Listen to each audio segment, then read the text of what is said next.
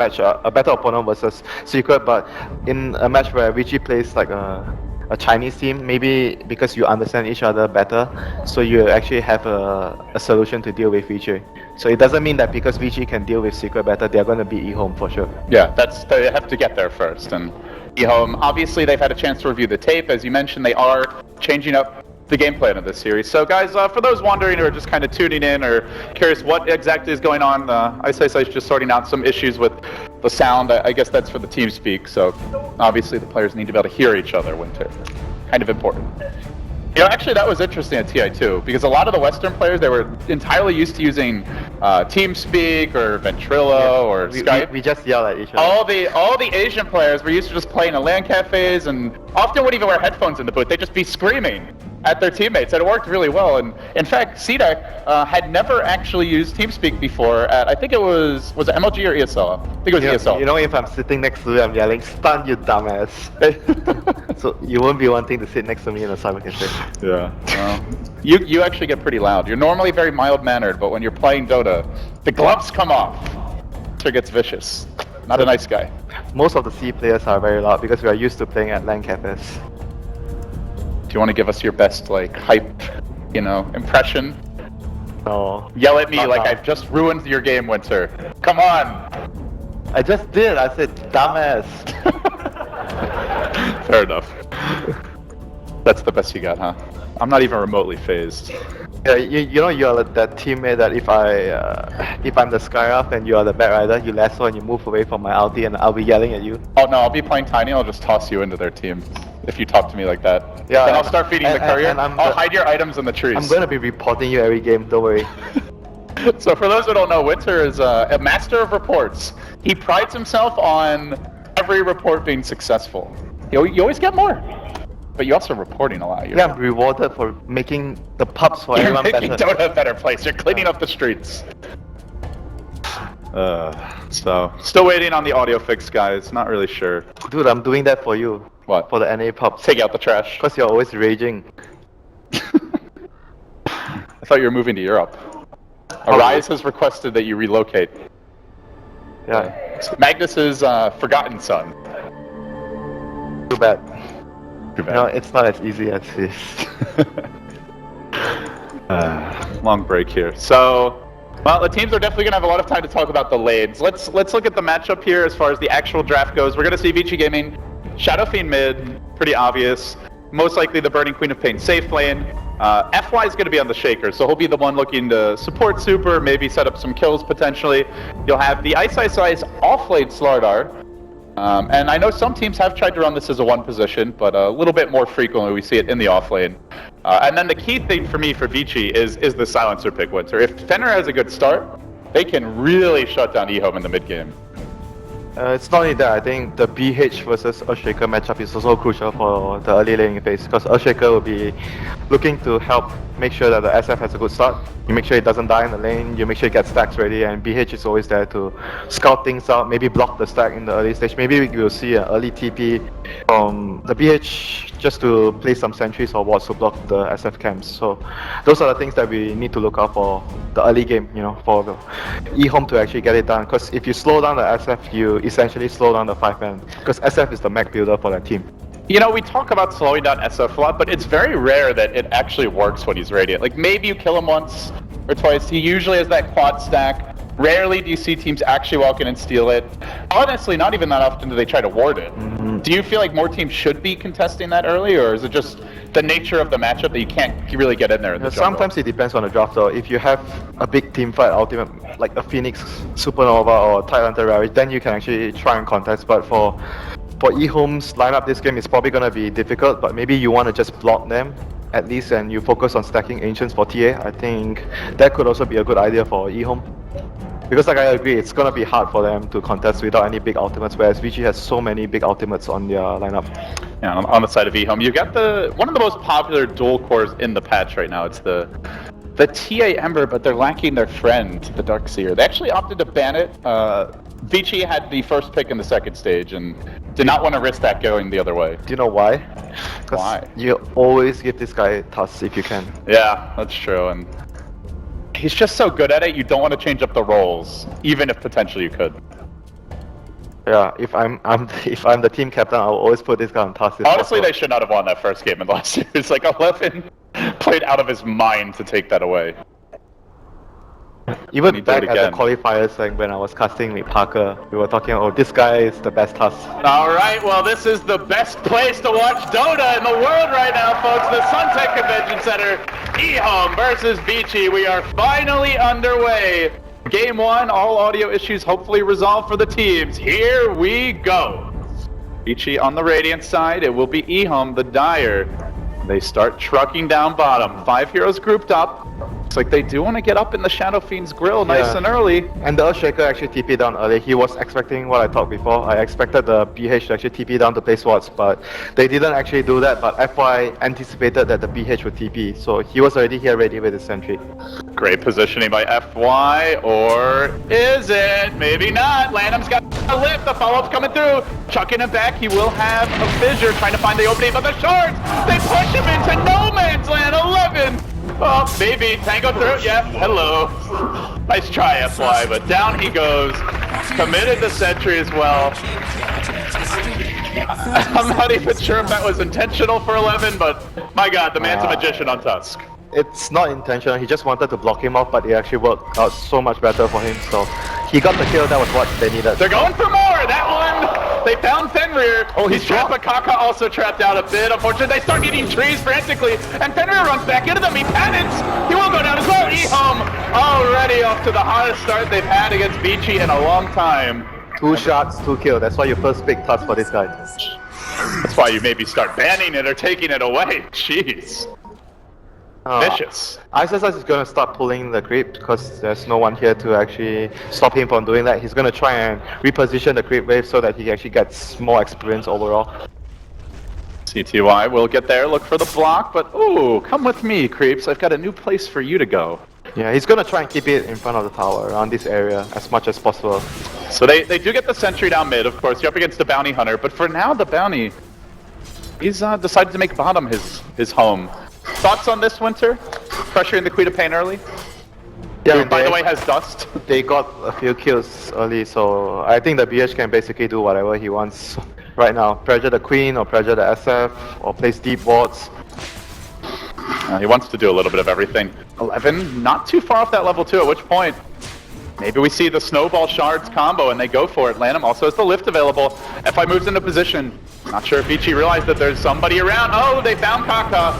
They do have the Dustle popping now. Shadow Strike is available and they'll let it fly as 11 looks for the shards grab, but doesn't have the snowball just yet. He's not quite level 2 and they bring him in, but Burnet's gonna pay. 11 patiently waiting and now they lift Fenrir, they drop him back. Snowball is available and they're gonna save it maybe for FY. Doesn't even need to cast it He there. was good. He was so patient with his lift. He didn't lift the first kill for the Queen at all. He was waiting and waiting and waiting until he made sure that they didn't need the lift and he could have used the lift on a second target and securing his team another kill. So well played by Lamb there on the Rubik. Well, Merlini said it. I'm sure you would agree, Winter, that EHOME need a good start in the lanes, but this is beyond good. This is an incredible beginning for them. Yeah, but nevertheless, during team fight, obviously Vici is going to be having much more advantage with their heroes, but we'll see how much EHOME actually get from the early game. Lamb is going to come into middle again, gets a lift on the super. He's so dead.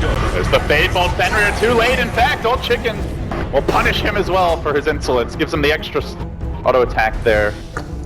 By now, trying to rotate, but it feels like FY is just one step behind the EHOME supports. He needs to always be at the same time, at the same place with the Bounty Hunter.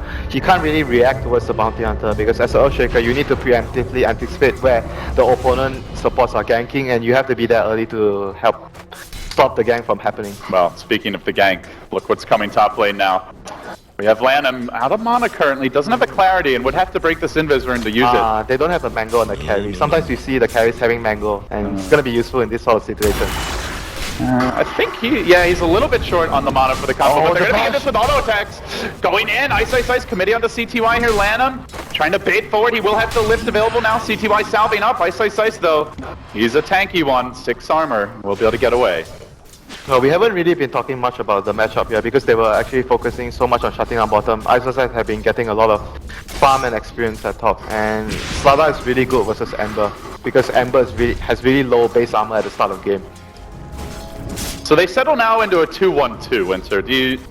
What's the reasoning for this adjustment, and do you like this? Because Ember is having a tough time. They need to help the Ember. Like, Ember is very weak in the first few levels, so I think this is important for them to actually achieve that. You need to make sure that the Ember gets a somewhat decent start in the early game. He might not get free farm, but you need to secure his levels as well.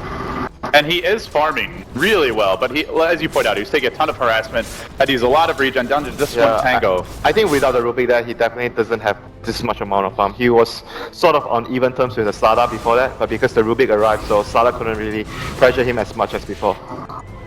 4-minute rune gonna spawn, and Ice wants to get his grubby claws on it as he rotates to the rune. Simultaneously, Kaka going for the bottom. He'll get the bounty. Ice gets the illusion. Still no ancient stacks for the TA, and jungle stack wise, there's only like a double stack for the SF in the medium camp. So the supports have been doing so much roaming that stacking has not happened too much. And thinking about an engage onto 11 here. Fenrir trying to bait him forward. Currently, don't see any detection there, but they do have the dust. Kaka jumping in. There's the shard. Snowball combo. He's going deep for burning. No, can't quite get it out of the Fissure. The turn from Vici Gaming. 11 stick. He's got it, but may go down anyway. One more auto attack from Fenrir. Denied by Kaka. Even that kill not allowed for Vici Gaming. That snowball was actually really dangerous, so because if the queen was able to blink out like what Burning did, it just compromises the Tusk position. He was gonna die if he didn't kill the Queen of Pain there. So that was a very, very risky. Look at this. Super. Pretty low here. Don't think Lanham has quite enough firepower on his own. He's gonna need the assistance of the TA. But if he's not careful, could he easily 11's coming in. They might actually want to wait for the Tusk to get nearer if they want to secure this kill. Oh, they're going for it now. Super. Does he see it coming? He does not. There's no vision for him, and now he gets pulled back in right into the waiting arms. They still have a snowball ready. This TP, a bit dangerous, but it is Ice. Very tanky. Still, they could dive. No, they don't want to risk it. Worried about additional TPs while in the bottom lane, Kaka will get picked off. So 1-for-1, but it's a Shadow Fiend for a support bounty hunter. And the supports have been making so much successful rotations, especially the Rubik. They're going for it again. There's the shards, the snowball flies. 11 just continues to punish them everywhere you turn. This guy has been the story of the tournament for EHOME. First it was CTY on the quad, but down the stretch, it's been all the Tusk all the way. Don't forget about the 2 early kills before the game started with his shots. This guy has so far been the MVP of this team in a lot of their games. He's been in on all of their kills. 2, 1, and 4, and the other one was it denied? Oh, yeah, DD. He might be able to use this to actually kill Fenrir in the jungle. Are they going to make a move mid again? He's going to be dead if he gets caught. They've gotten great wards up as well from the Bounty Hunter. So they really see a lot of the movement right now. I believe they did scout FY, rotating towards mid. If not, they will see him if he pokes his head out, which he's about to do. Yep, there you go. Hey guys. They're going to see him place that wall as well, so I expect them to be able to devote that in the near future. So all in all, the start has been really, really good for EHOME. They needed it and they got it. And look at the start on the cores as well. It's not just the kills they've gotten. CTY is farming now, already up to 43 CS. Doing very well here in the top lane. The Templar Assassin ready to start farming or stacking Ancients. Probably stacking for now.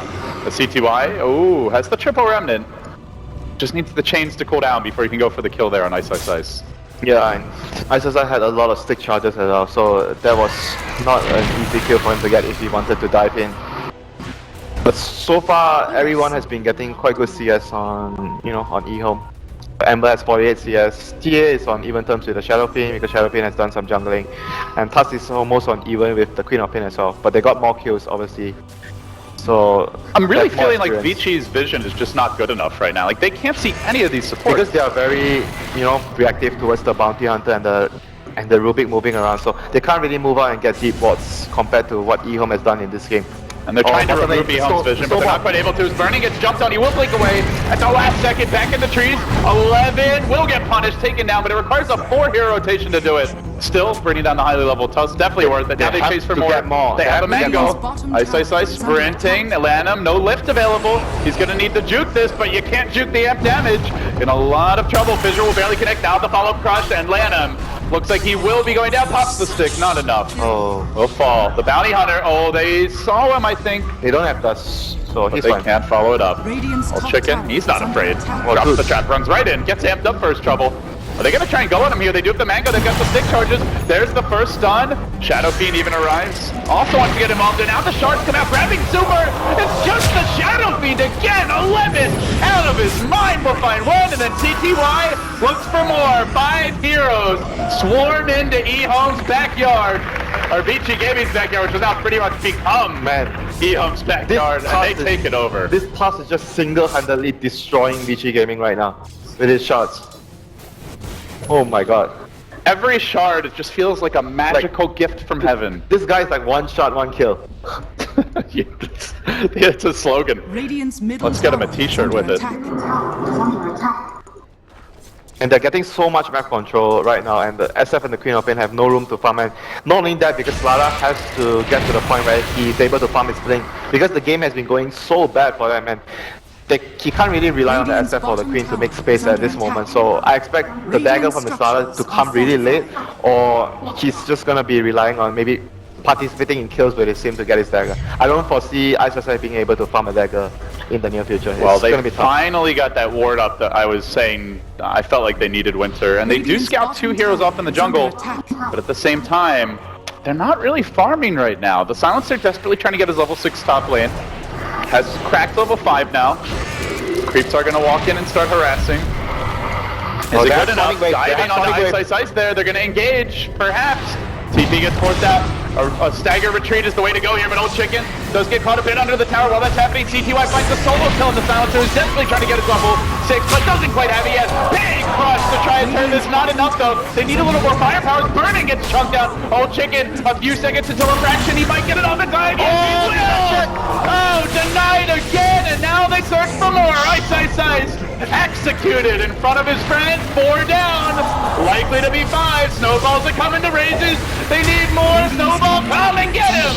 It's a feeding frenzy as EHOME wipe out Vici again. 5 heroes fall, including the Silencer top through it all. My goodness, this is ugly. They need to get ultimates up on their support, like especially as the Silencer Global. They need his Global to be able to take a team fight. That was actually getting more. That was a really good Sonic Wave ready for the Queen, but they still couldn't win the fight.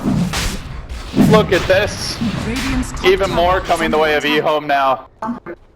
Just this is like the most blessed game they've ever had, I feel. Now leading by 7,500 gold, 5,000 experience. The adjustment in game plan, if you can call it that. Maybe it's just picking the Tusk. Top lane as well. Oh, he didn't get the tower. CTY, he forces the triple TP and then he just walks away. They will get the tower deny out, but like you said, Winters, that's all they get. They're very reactive this game, and when we've seen Vici Gaming, Korea, even more pain and punishment heading their way. Kaka finds that, and Old Chicken will finally finish off the Roche. This is the dream game so far. They may lose Kaka here though, but even then, it's only a support bounty hunter, not the biggest deal in the world, and it will require a large commitment, but they get the kill, at least something for Vici. But now Track's online. Yeah, and Old Chicken opts to go for an early blink instead of the common Desolator that we see so much, because it's going to allow him to focus down the Silencer. He realizes the key target in the Vici Gaming's lineup is the supports, the Silencer and the Earthshaker. If you can actually blink behind enemy lines, take them out, the team fight is all EHOME's. Burning starting to stack Ancients here. Vici want to try and play that comeback game. Is also the big camp going to be stacked up at the same time by Super, but I'm talking about comebacks. Shadow Fiend, he's just about to complete his tread. Still a long way to a potential mech. Like, usually a Radiant Shadow Fiend at 11 or 12 minutes, you should have 6,000 net worth or 5.5k net worth. Top lane, Ice gonna get caught by CTY here. Track kill, 3 heals. They're kiting him, they control him, and they do bring him down. And he dreams of a Blink Dagger. That is really big. 3 hero track here, and Rubik gets M damage. Oh my goodness. Well, I was gonna say they could Roche, but they already got that. Power of the TA. And to go with it, more combat items. You mentioned the Blink on the TA, now the mech coming out to the top. EHOME are gonna look to put Vici Gaming into a full Nelson. This is looking really bad for them. Right now, even if you go for a team fight, I'm not even sure if Vici can actually come out on top, but that is their best bet. They have to rely on their lineup, grouping up together as 5 heroes and take a team fight. This will be huge. If they can force Fenrir to blow the global silence, key component of their team fight. It might ruin things now as they get the lift, but it's on to Super. He will global, and EHOME just look to walk away. 11 wants to run in though. Super trying with the raises, doesn't really do anything, and now he's gonna get turned on. The imp damage melts him. He's almost dead now. He pops this will trade for 11. They even committed an Echo Slam for that. There was so much expended with Old Chicken yet to even get active in the fight. And he just marches after Fenrir. Come over here, Magneto. Come back. Blinks forward, up with your head. And now Ice trying to at least get rid of this Aegis, but Old Chicken, he fights to get 3 while the team finally makes the rotation. They will lose the Aegis, but the remnants are coming out. CTY with the long committed jump forward onto F1. He misses the chains, but he still chases. They get the trap up. Looks like they should have the kill anyway. Zapped from distance. 3 down and a global expended. At least they didn't get the track on the Shaker. They do manage to grab the Tusk as well as the Aegis there. Honestly, it's not too bad. I want to say that's a good fight for Vici. It is actually not too bad for Vici. They got the Aegis and like you mentioned, like 2 for 3 in their situation. It is not bad, and they didn't even force. They didn't even use their Sonic Wave at all. So they still have that in their arsenal for the next upcoming fight. Rotation top now is the Bounty Hunter. Will pop out a track and a roll to Ice, but he didn't catch him this time. Still dead anyway. 11 is just wrecking Slardars, burning with X. Blinks in, no escape plan, and down he goes as well. Another, oh, not again, not again. Leave this guy alone. 11, this is not being stopped. Old Chicken collects, and they hunt for more. 3 down, and oh my god, unbelievable. 11! Okay, if there's not a Tusk ban next game winter, we might not even need to cast it. Oh my god, that is a sensational play from 11. That's a team wipe, by the way. Shadowfiend also died when that was happening. The Queen was counting on Ice to get the crush off, but he died before he gets the crush off, so the blinking became a suicidal move from burning there. So things getting from bad to worse for Vici Gaming. They still have only one option left, I think, just counting on the 5-man team fight that they have. There's no other way they can actually come back into this game. Like, they can't really outfarm them because map control is on EHOME's side. EHOME has the superior catch as well, with the Ember being so mobile, with the Bounty Hunter, with a blink on the TA. So the only way they can get back into the game is just by team fighting. What's gonna make it tough to team fight though is the vision that EHOME now has. They don't even have a mech on the SF. It's 15 minutes! Often at this point you'll even see like the Ogre Club coming out, but easily had to get the first component. And even let's say they could win a 5v5 fight if they got their whole combo off.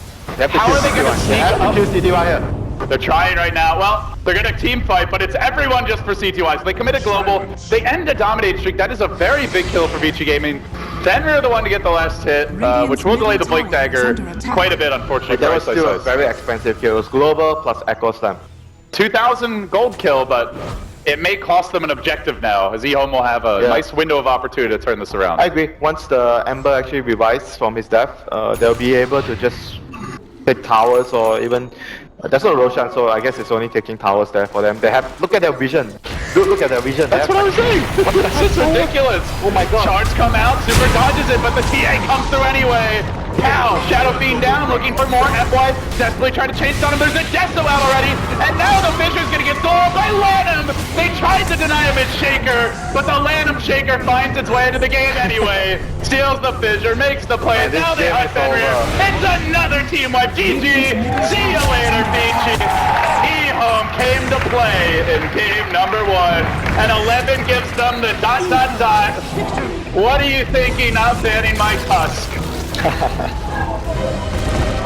I think he's entitled to say it after that game. A lot of the momentum of the game came down to, I feel, the first 2 kills that happened before the game. If those 2 kills did not happen, it's hard to say that it would change, how much it would change the laning phase, but it gave EHOME such a huge advantage in the laning phase where they were able to do so much with the Tusk. They roam with Rubik and BH so effectively as well because they got the 2 early kills on their heroes. The experience is all that counts a lot. Not sure how much there's going to be to analyze with this one. It was just basically one guy punching another one who's huddled in the corner, like, leave me alone, it hurts. Yeah, I think the other issue was also because they had their tricore, that Slaughter, Shadowfiend, and Queen, all is resource consuming. So you don't really have that one person like a Tusk to actually keep making space for your team. So if you lose the early game, this is what will happen to your lineup. Well, game 1 now a wrap. We'll see what our analysts